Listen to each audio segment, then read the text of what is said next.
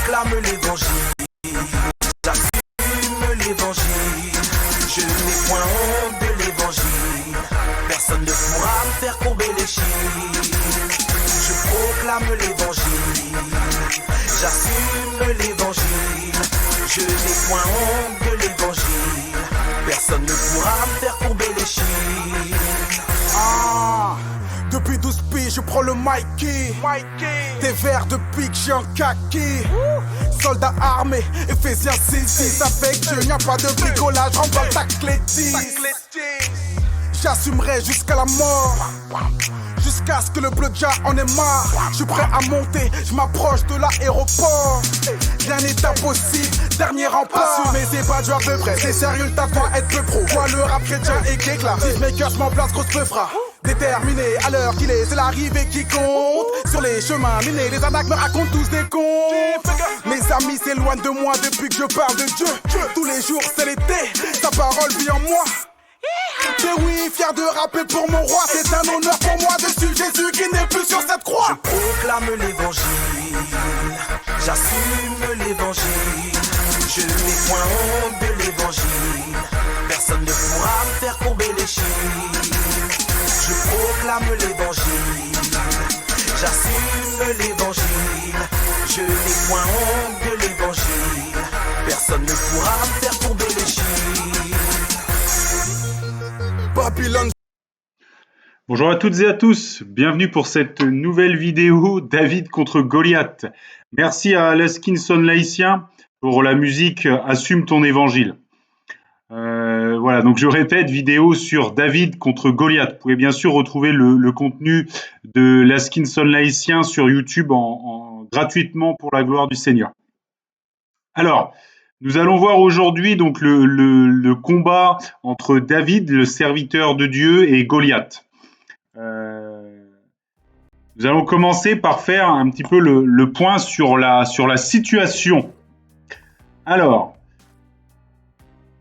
premier livre de Samuel, chapitre 17, versets 1 à 15. Les Philistins réunirent leurs armées pour faire la guerre, et ils se rassemblèrent à Soko, qui appartient à Juda. Ils campèrent entre Soko et Azekah, à Éphès d'Amin.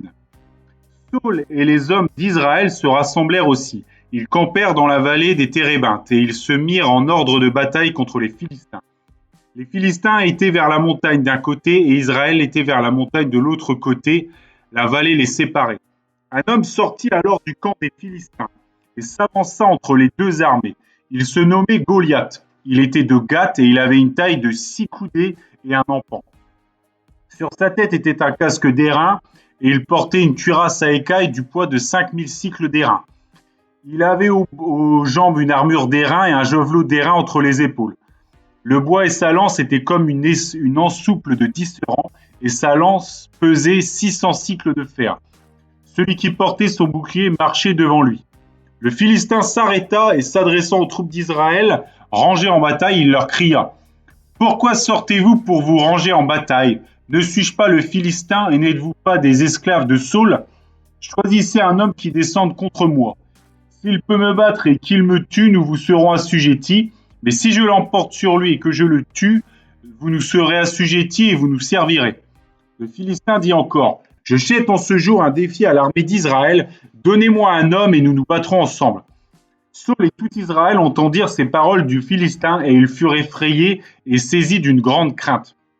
Or, David était fils de cet Éphratien de Bethléem de Juda, nommé Isaïe, qui avait 8 fils et qui, du temps de Saul, était vieux, avancé en âge. Les 3 fils aînés d'Isaïe avaient suivi Saul à la guerre. Le premier-né de ces 3 fils qui était parti pour la guerre s'appelait Eliath, le second Abinadab et le troisième Shama. David était le plus jeune. Et lorsque les 3 aînés eurent suivi Saul, David s'en alla de chez Saul et revint à Bethléem pour faire paître les brebis de son père. Alors, donc ici on a une situation de guerre entre les Philistins et entre Israël, menée par le roi Saül, que l'Éternel a oint par Samuel, voilà, par le prophète Samuel. Donc du coup on a d'un côté l'armée du Seigneur, l'armée de Dieu, et de l'autre côté on a effectivement les Philistins. Et parmi les Philistins, excusez-moi, Parmi les Philistins, il y avait un homme appelé Goliath. On va reprendre un petit peu sa définition. Donc, il s'est avancé, il a lancé un défi à Israël en disant, voilà, amenez-moi un homme et nous combattrons tous les deux. S'il gagne, le peuple philistin vous sera assujetti, et inversement. Voilà, donc du coup, donc, proposition de plutôt que d'avoir une guerre entre deux peuples, entre deux hommes, et du coup, la guerre était gagnée en fonction de la victoire de l'un ou de l'autre de ces deux hommes. Voilà, donc c'est quelque chose qu'on a vu parfois, notamment dans du temps des guerres en Grèce avec les cités-États. Parfois où il y avait des hommes qui s'avançaient, ils se battaient un contre un pour éviter les bains de sang, les conflits trop longs, etc. Et voilà. Bon, donc du coup là, on a donc un homme qui s'appelait Goliath. On va rentrer un peu plus dans le détail le détail de son apparence et de son équipement. Donc déjà sur sa taille, il faisait de 6 coudées et un empan. Alors 6 coudées, ça fait 3 mètres. Donc là, Goliath, c'était un homme qui faisait plus de 3 mètres. Et qui a effectivement effrayé, vous voyez, il est dit au chapitre 11, chapitre 17, verset 11, Saül et tout Israël entendirent ces paroles du Philistin, et ils furent effrayés et saisis d'une grande crainte. Vous voyez, ils avaient peur devant cet homme qui faisait 3 mètres de haut. Il était équipé de la tête aux pieds en armure. L'armure, elle faisait environ 75 kilos, tout entière. Bon, forcément, il faisait 3 mètres, donc il fallait ça relève quand même une certaine épaisseur d'armure et tout quand même. Donc, cet homme était à la pointe de l'équipement de guerre de son époque, je peux dire. Son bouclier, il avait même un grand bouclier, donc 75 kilos, c'est sans compter son bouclier, qui était porté par un serviteur. Et il avait donc une lance, il avait une épée et son bouclier. Donc vraiment, donc un casque, des jambières, il était vraiment armuré, si je puis dire, vraiment de partout. Et donc pour vous donner quand même l'équipement et la taille. Alors, on peut imaginer la force d'un homme de 3 mètres. Ça devait être effectivement quelque chose d'impressionnant. Il faut quand même le reconnaître. Quand on voit aujourd'hui les hommes les plus grands du monde qui font 2,50 m, c'est déjà vraiment impressionnant. Mais alors là, 3 mètres et équipé de la tête aux pieds pour la guerre, ça doit quand même être quelque chose. En face, il y avait il nous est fait état après on commence à nous parler de David. On parle de David qui était un des 8 fils de Isaïe. Voilà. Il y en avait 3 qui avaient été rejoints de Saül, et lui, il faisait encore paître les brebis et il faisait un peu des allers-retours. Voilà, il avait été avec ses frères sur le lieu de bataille, et il était revenu pour garder les brebis de son papa, pour les faire paître. Voilà. Alors,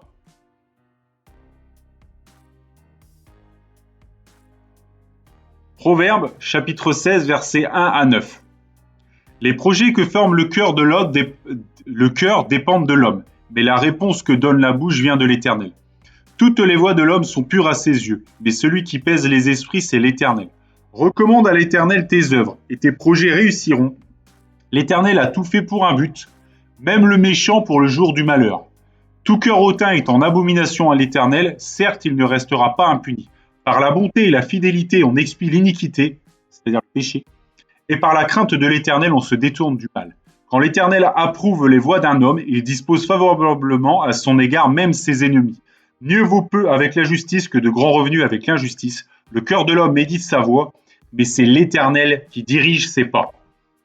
Donc, proverbe puissant pour bien montrer que l'Éternel, c'est lui, vous voyez, l'homme fait des projets dans son cœur, etc. Mais la réponse, c'est-à-dire ce qui va arriver, vient de Dieu. C'est-à-dire que Dieu permet qu'il arrive des choses ou qu'il n'arrive pas de certaines choses. Et il est dit, recommande à l'Éternel tes œuvres et tes projets réussiront. Et il est dit, l'Éternel a tout fait pour un but, même le méchant pour le jour du malheur.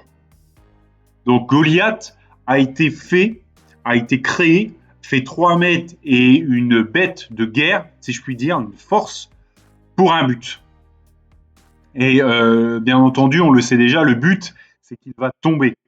Malgré le fait qu'il soit fort, etc., il va tomber. Voilà. Donc. Mais toujours est-il que toute chose arrive pour un but, Dieu est au contrôle. Quelque chose que je dis assez souvent, mais c'est toujours bon de le redire. Et confiez-vous en l'Éternel et recommandez vos projets à l'Éternel. C'est lui qui décide si ça devra arriver ou pas. Alors, face à une telle démonstration, en tout cas de force et d'équipement, etc., le peuple d'Israël a été effrayé. Et cela dit, certains hommes auraient pu être tentés de se décourager, mais pas David. Alors nous allons lire donc maintenant le livre de Samuel, toujours la suite, chapitre 17, versets 21 à 33. Israël et les Philistins se formèrent en bataille, armée contre armée. David remit les objets qu'il portait entre les mains du gardien des bagages et courut vers les rangs de l'armée. Aussitôt arrivé, il demanda à ses frères comment ils se portaient, car ses 3 frères étaient à la guerre. Hein. Tandis qu'il parlait avec eux, voici le Philistin de Gath, nommé Goliath, s'avança entre les 2 armées. Hors des rangs des Philistins, il tint les mêmes discours que précédemment, et David les entendit. Donc cette fois-ci, David les a entendus. À la vue de cet homme, tous ceux d'Israël s'enfuirent devant lui et furent saisis d'une grande crainte. Donc encore une fois, les hommes d'Israël ont peur. Chacun disait, avez-vous vu va s'avancer cet homme? C'est pour jeter à Israël un défi qu'il s'est avancé. Si quelqu'un le tue, le roi le comblera de richesses, il lui donnera sa fille et il affranchira la maison de son père en Israël. David dit aux hommes qui se trouvaient près de lui, que fera-t-on à celui qui tuera ce Philistin et qui ôtera l'opprobre de dessus Israël? Qui est donc ce Philistin, cet incirconcis pour insulter l'armée du Dieu vivant? Le peuple, répétant les mêmes choses, lui dit, c'est ainsi que l'on fera à celui qui le tuera. Eliab, son frère aîné, qui l'avait entendu parler à ces hommes, fut enflammé de colère contre David, et il dit, pourquoi es-tu descendu et à qui as-tu laissé ce peu de brebis dans le désert? Je connais ton orgueil et la malice de ton cœur, c'est pour voir la bataille que tu es descendu. David répondit, qu'ai-je donc fait? Ne puis-je pas parler ainsi? Et il se détourna de lui pour s'adresser à un autre. Et il fit les mêmes questions. Le peuple répondit comme la première fois. Lorsqu'on eut entendu les paroles prononcées par David, on les répéta devant Saül, qui le fit chercher. David dit à Saül, que personne ne se décourage à cause de ce Philistin. Ton serviteur ira se battre avec lui. Saül dit à David, tu ne peux pas aller te battre avec ce Philistin, car tu es un enfant, et il est un homme de guerre dès sa jeunesse. Donc là, David est venu, il entend parler de ce Philistin, il le voit, et sa réaction est de dire, qui est donc ce Philistin, cet incirconcis, pour insulter l'armée du Dieu vivant? Vous voyez, il n'a pas dit qui est cet homme grand et fort, super costaud, il n'a pas eu peur. Il a dit qui est cet homme qui insulte l'armée de Dieu? Parce que Israël, bien entendu, le peuple de Dieu, formé en armée, bien sûr, c'est l'armée de Dieu. Vous voyez, vraiment, il a été outré que cet homme puisse insulter ainsi l'armée du Dieu vivant. Et son frère, qui l'a entendu, l'a réprimandé. Et il lui a dit, pourquoi? Qu'est-ce que tu fais là? À qui tu laissais ce peu de brebis dans le désert? Il fallait que tu gardes les brebis. Retourne les voir. Voilà. Il lui a presque dit de s'en aller, quoi. Voilà. Et il l'a réprimandé, en tout cas. David aurait pu se décourager et retourner garder les brebis, mais il a continué. Il a continué à poser des questions au peuple qui lui a répondu la même chose sur qui il était et qui arriverait à l'homme qui tuerait Goliath. Et du coup, il a posé la question à plusieurs personnes, et bien entendu, c'est arrivé aux oreilles du roi Saül, du roi d'Israël. Le roi d'Israël l'a fait appeler, et David a dit à Saül que personne ne se décourage, ton serviteur ira se battre avec lui. Donc David, un enfant, n'avait pas peur et était prêt à se battre contre lui. Vous voyez, il ne s'est pas laissé décourager. Et même quand Saul lui a dit « Tu ne peux pas aller te battre avec ce Philistin car tu es un enfant et il est un homme de guerre dès sa jeunesse », en fait, ça ne l'a pas non plus découragé. C'est-à-dire que ni son frère, ni les propos du peuple, ni la peur du peuple, ni les propos du roi ne l'ont découragé. Il voulait se battre contre ce Philistin, contre Goliath, et il va aller se battre contre ce Philistin. Josué chapitre 1 verset 9. Ne t'ai-je pas donné cet ordre ? Fortifie-toi et prends courage. Ne t'effraie point et ne t'épouvante point, car l'Éternel ton Dieu est avec toi dans tout ce que tu entreprendras. David entreprend de combattre Goliath. Il tient ferme face au découragement. Bien entendu, le Seigneur va accomplir sa parole. Il va aller avec lui dans ce qu'il a entrepris. Et il faut quand même, et voilà, là, David était aussi animé d'un zèle pour Dieu, puisqu'il voulait combattre ce Philistin parce que ce Philistin insultait l'armée de Dieu. Donc la prophétie et la foi. Donc on continue le livre de Samuel, chapitre 17, verset 34 à 40. David dit à Saül, « Ton serviteur faisait paître les brebis de son père, et quand un lion ou un ours venait en enlever une du troupeau, je courais après lui, je le frappais et j'arrachais la brebis de sa gueule. S'il se dressait contre moi, je le saisissais par la gorge, je le frappais et je le tuais.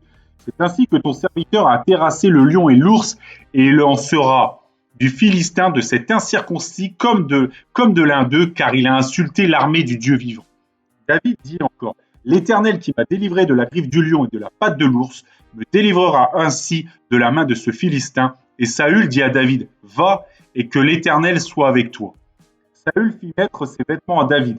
Il plaça sur sa tête un casque d'airain et il le revêtit d'une cuirasse. David ceignit l'épée de Saül par-dessus ses habits et voulut marcher, car il n'avait pas encore essayé. Mais il dit à Saül, « Je ne puis pas marcher avec cette armure, je n'y suis pas accoutumé. » Et il s'en débarrassa. Il prit en main son bâton, choisit dans le torrent 5 pierres polies et les mit dans sa gibecière de berger et dans sa poche. Puis sa fronde à la main, il s'avança contre le Philistin. Donc vous voyez, il ne s'est pas laissé décourager. Il a expliqué effectivement qu'il frappait des lions et des ours quand il venait pour attaquer les brebis. Et donc du coup, Saül a dit « Va et que l'Éternel soit avec toi ». Et David a prophétisé. Il a dit qu'il frappait l'ours et le lion et qu'il en fera de même avec Goliath. Vous voyez, il a prophétisé, il a dit c'est ça qui va arriver. Il avait la foi, il croyait en ce qu'il disait et il croyait en le fait que Dieu sera avec lui parce qu'il défendait la cause du Seigneur. Vous voyez, il a prophétisé sa victoire, il avait foi en sa victoire parce que Dieu est là, parce que Dieu est vrai, parce qu'il croit en Dieu et parce que le Philistin a insulté l'armée du Dieu vivant. Saul a réfléchi, comment dirais-je, il a réfléchi en disant, écoutez, voilà, c'est un enfant, on va quand même lui mettre une armure, on va quand même essayer de le protéger. Il lui a mis une armure, il lui a donné ses armes et David a laissé ça de côté parce qu'il n'y était pas accoutumé et le voilà qui s'avance, donc juste avec des habits de berger, donc sans aucune protection, juste avec 5 pierres polies qu'il a été chercher dans le torrent et une fronde. Vous savez, une fronde, c'est pour projeter des cailloux. Donc, le voilà face à il s'avance face à un homme de 3 mètres de haut avec une fronde et 5 pierres. Alors, Proverbe chapitre 3, versets 1 à 12.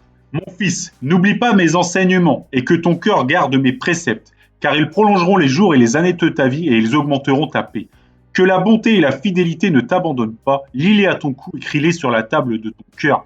Tu acquerras ainsi de la grâce et une raison saine aux yeux de Dieu et des hommes. Confie-toi en l'Éternel de tout ton cœur et ne t'appuie pas sur ta sagesse. Reconnais-le dans toutes tes voies et il aplanira tes sentiers. Ne sois pas sage à tes propres yeux, crains l'Éternel et détourne-toi du mal. Ce sera la santé pour tes muscles et un rafraîchissement pour tes os.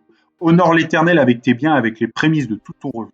Alors tes greniers seront remplis d'abondance et tes cuves regorgeront de gouttes. Mon fils, ne méprise pas la correction de l'Éternel et ne t'effraie point de ses châtiments, car l'Éternel châtie celui qu'il aime, comme un père l'enfant qu'il chérit. Donc là, c'est un encouragement effectivement à dire confie-toi en l'Éternel de tout ton cœur, ne t'appuie pas sur ta sagesse, reconnais-le dans toutes tes voies, il aplanira tes sentiers. Vraiment, encore une fois, confiance en notre Dieu, il aplanira nos sentiers. Alors, s'en suivre là, bien entendu, là, vous connaissez l'histoire, la victoire. On va la lire dans le détail. Chapitre 17, versets 40 à 57 du premier livre de Samuel. Donc il prit en main son bâton, choisit dans un torrent 5 pierres polies et les mit dans sa gibecière de berger et dans sa poche. Puis, sa fronde à la main, il s'avança contre le Philistin.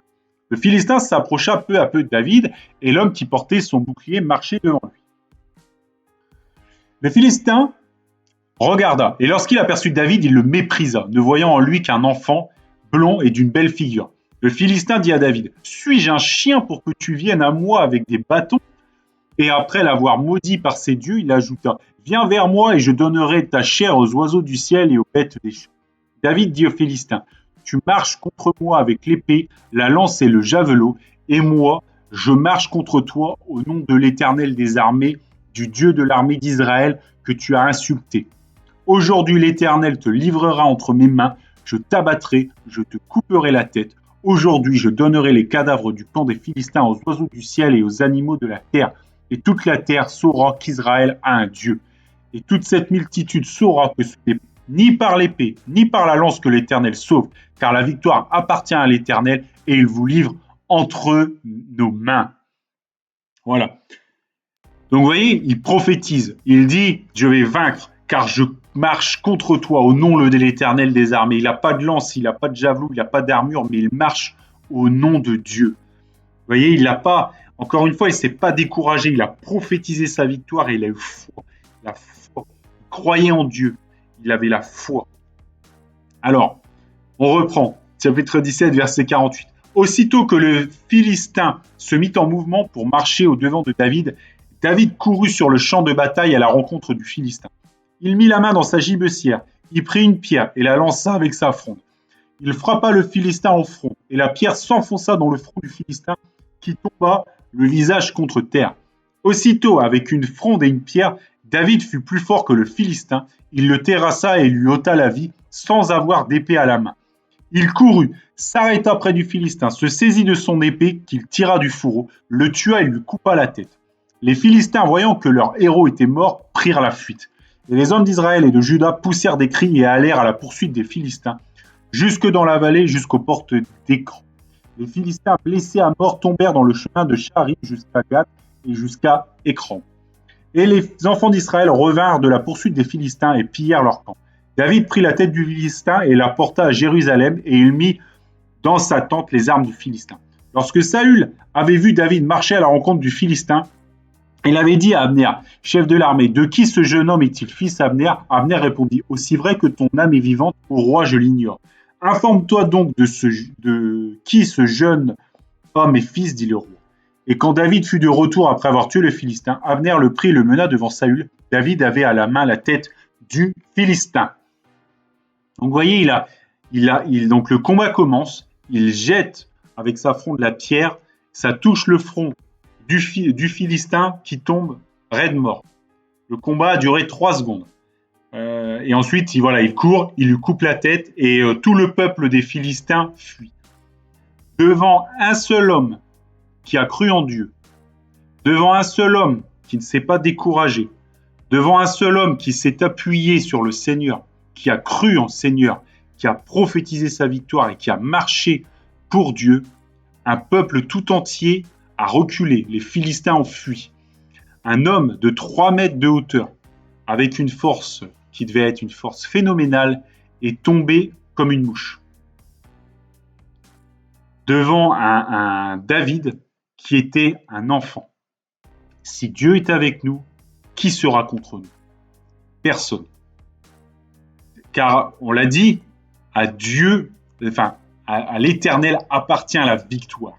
S'il dit l'enfant gagnera face au lion, face à l'ours, face à Goliath, face à la toute-puissance de face à la puissance de je ne sais qui, le petit enfant gagnera, car Dieu est vainqueur. À lui appartient la victoire. Première épître aux Corinthiens, chapitre 1, verset 27. C'est ce que nous disait l'apôtre Paul, animé par l'Esprit. Mais Dieu a choisi les choses folles du monde pour confondre les sages. Dieu a choisi les choses faibles du monde pour confondre les fortes. Vous voyez, on a vraiment un enfant. Physiquement, c'est faible. On a un homme de guerre armé, une montagne de muscles, c'est fort. Et pourtant, Dieu a choisi les choses faibles du monde pour confondre les fortes, pour vaincre les fortes.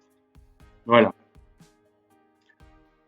Donc, là où je voulais en venir, bien sûr, avec cette démonstration encore une fois, de la puissance de Dieu et le fait est que Dieu, s'il est dans notre combat, si on le place dans notre combat, si on a foi en lui, si on s'appuie sur lui, alors Dieu nous donnera la victoire parce que Dieu est vainqueur.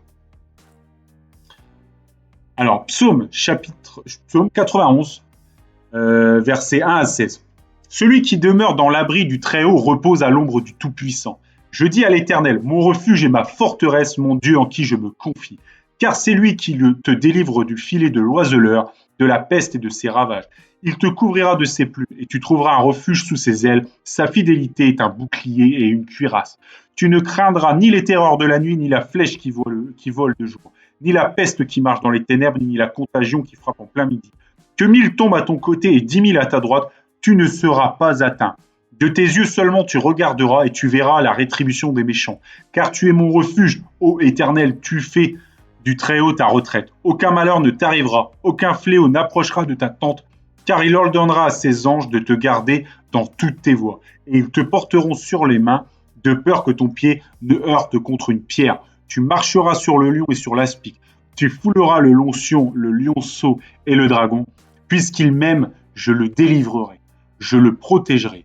Puisqu'il connaît mon nom, il m'invoquera et je lui répondrai. Je serai avec lui dans la détresse, je le délivrerai et je le glorifierai. Je le rassasierai de longs jours et je lui ferai voir mon salut. Alléluia. Quelle promesse extraordinaire et forte du Seigneur qui nous dit qu'il nous sera là pour nous. Parce que nous l'aimons, il nous délivrera, il nous protégera parce que nous le connaissons. Nous savons qu'il est Dieu, nous savons que Dieu existe, que Dieu est là, que le Seigneur s'est fait chair, qu'il a porté nos péchés à la croix et nous avons foi en lui. Alléluia. Ésaïe chapitre 41 verset 10. Ne crains rien car je suis avec toi, ne promène pas des regards inquiets car je suis ton Dieu, je te fortifie, je viens à ton secours, je te soutiens de ma droite triomphante. Donc, j'aimerais dire aux gens aujourd'hui qui ont des combats, il y aura toujours des combats. David a combattu, il a combattu contre Goliath.